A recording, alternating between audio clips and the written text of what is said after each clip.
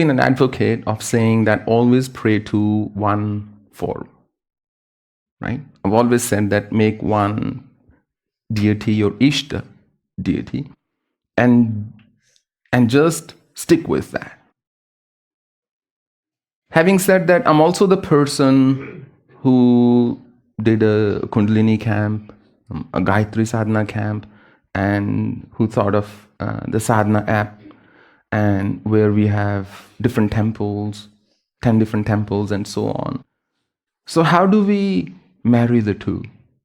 And how do we then figure out where do we stand and whom should we pray to, if it matters who you pray to? Here's the thing. Your Ishta is always going to be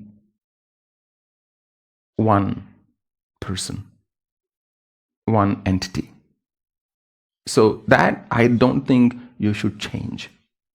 But you can always do sadhana of any form that you so wish, and you can do sadhana of multiple forms, one after the other. Because something amazing happens. When you do different sadhanas, something mind-blowing happens. And that is, every time you connect with a different form, not only you solicit, but you imbibe in you a different form of energy. As they say, you become who you pray to. You become who you seek. You become the one you love. How you are as a person can easily be ascertained by the kind of people you love in your life. It can be easily figured out by whom you pray to and what sentiments you harbor for that form that you pray to. So you become the object of your inspiration, you become the object of your faith, and you immediately start deriving energy from whom you pray to. Therefore, not just for balance, but for spiritual growth, it is perfectly okay to keep your Mool mantra, main Isht mantra as one, Isht puja as one, but have the courage to experiment with different mantras, different sadhanas. In Greece, maybe a couple of thousand years ago, there was a king called Theseus, and he was also a great philosopher. And one of the original thought experiments that came about was when he returned to Athens and his ship was docked, and he had returned after a victory. So he returned victorious. Now they preserved that ship, like a wooden ship, the size of a big boat. They preserved that ship. Now, in order to preserve that ship, what they realized that some parts of it were rotting. And every time they would discover it, to preserve it, they would take out a rotting plank and plunk in a new one and nail it in. Now, there came a time when eventually all the planks in that ship were replaced.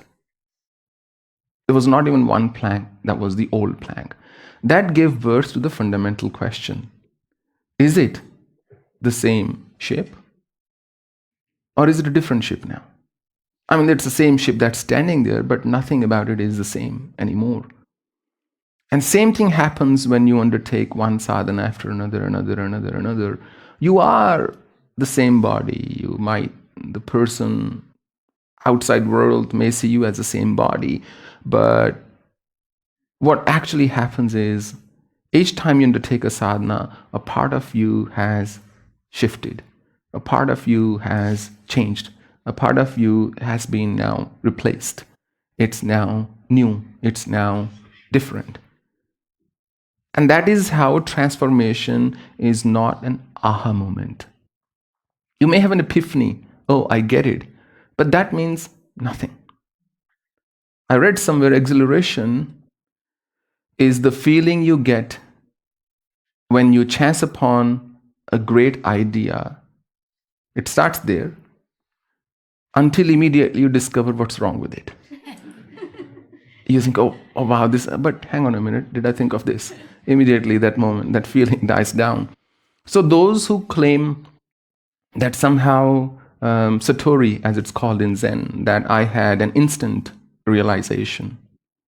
If you feel that you had an instant realization and that was that, that's only 1% of the journey.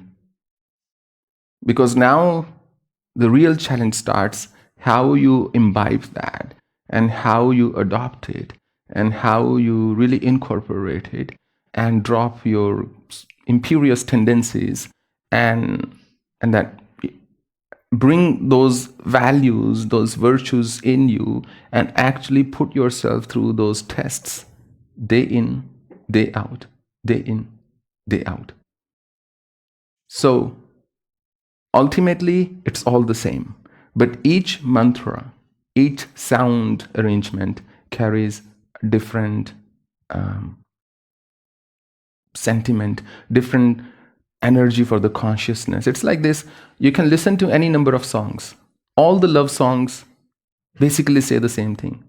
I love you, you love me, or you betrayed me, I didn't betray you. Or I always loved you, but I'm sorry, I couldn't tell you. I don't know why you loved somebody else. Is there anything else? No, really. All love songs will say, look, such and such thing reminds me of you. Night reminds me, rain reminds me of you, and so on. Or I'm still trying hard to forget you. Whatever. But why, even after ever since music was created, why now even a new love song that may say the same things but with slightly different lyrics will evoke different emotions in you and you would want to hear it again and again and again until such time a new one comes along and you get bored of the previous one. Why?